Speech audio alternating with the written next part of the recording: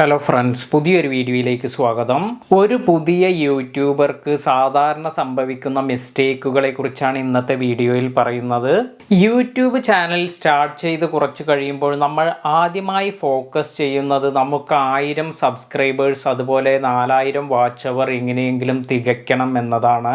അതിനാൽ തന്നെ നമ്മൾ നമ്മുടെ ചാനൽ സബ്സ്ക്രൈബ് ചെയ്യുന്നതിന് നമ്മൾ കാണുന്നവരോടും അതുപോലെ നമ്മുടെ ഫ്രണ്ട്സിനോടെല്ലാം നമ്മൾ റിക്വസ്റ്റ് ചെയ്യാറുണ്ട്.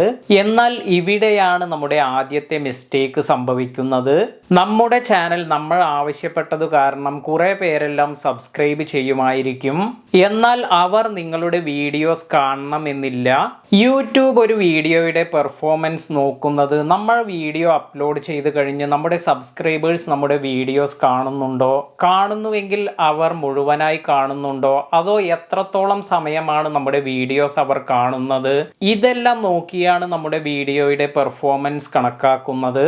അതിനാൽ തന്നെ നമ്മൾ റിക്വസ്റ്റ് ചെയ്ത് നമുക്ക് കുറേ സബ്സ്ക്രൈബേഴ്സ് എല്ലാം കിട്ടിയെങ്കിലും നമ്മൾ അപ്ലോഡ് ചെയ്യുന്ന വീഡിയോസിലേക്ക് വ്യൂസ് കൊണ്ടുവരാൻ നമുക്ക് സാധിക്കില്ല.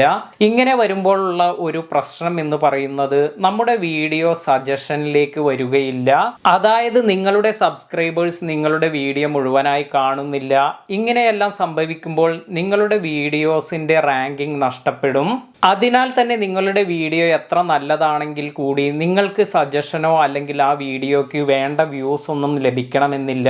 അതിനാൽ തന്നെ നിങ്ങൾ നിങ്ങളുടെ ചാനൽ സബ്സ്ക്രൈബ് ചെയ്യുവാൻ വേണ്ടി എല്ലാവരോടും റിക്വസ്റ്റ് ചെയ്യാതിരിക്കുക.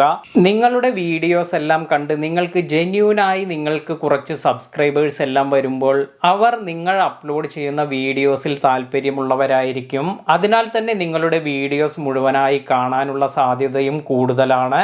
ഇങ്ങനെ വരുമ്പോൾ നിങ്ങളുടെ ചാനൽ ഓർഗാനിക്കായി പെട്ടെന്ന് തന്നെ വളരുന്നതാണ്.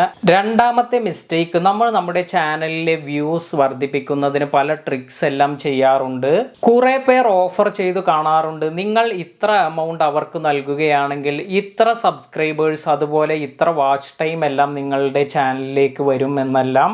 എന്നാൽ സബ്സ്ക്രൈബേഴ്സ് ലഭിക്കുന്നതിനും അല്ലെങ്കിൽ വാച്ച് ടൈം ലഭിക്കുന്നതിനും വേണ്ടി നിങ്ങൾ ക്യാഷ് കൊടുത്ത് ഒന്നും ചെയ്യാതിരിക്കുക. കാരണം ഇത് നിങ്ങളുടെ ചാനലിന്റെ നിലനിൽപ്പിനെയാണ് ബാധിക്കുന്നത്. നിങ്ങൾക്ക് ദീർഘകാലത്തേക്ക് ഇതിൽ നിന്നുള്ള ബെനിഫിറ്റ്സ് ഒന്നും തന്നെ കിട്ടുകയില്ല. അതിലുപരി നിങ്ങളുടെ ചാനലിന്റെ വളർച്ചയെ ഇത് തടസ്സപ്പെടുത്തുക മാത്രമാണ് ചെയ്യുക. അതിനാൽ തന്നെ ഇത്തരത്തിലുള്ള വാഗ്ദാനങ്ങളിലൊന്നും ചെന്ന് ചാടാതിരിക്കുക. അതുപോലെ നിങ്ങളുടെ സ്വന്തമായ പ്രയത്നത്തിലൂടെ നിങ്ങളുടെ ചാനൽ മുന്നോട്ട് കൊണ്ടുപോവുക. മൂന്നാമത്തെ കാര്യം സബ് ഫോർ സബ് ആണ്. നിങ്ങൾ ഒരിക്കലും സബ് ഫോർ സബ് ചെയ്യാതിരിക്കുക. സബ് ഫോർ സബിലൂടെ ചാനൽ വളർന്നവർ വളരെ ചുരുക്കമാണ്. അതിനാൽ തന്നെ അധിക സമയം സബ് ഫോർ സബിൽ ചിലവഴിക്കാതിരിക്കുക. സബ് ഫോർ സബിനെ കുറിച്ചുള്ള നിങ്ങളുടെ അഭിപ്രായം എന്താണ്? നിങ്ങൾ താഴെ കമന്റ് ചെയ്യുക.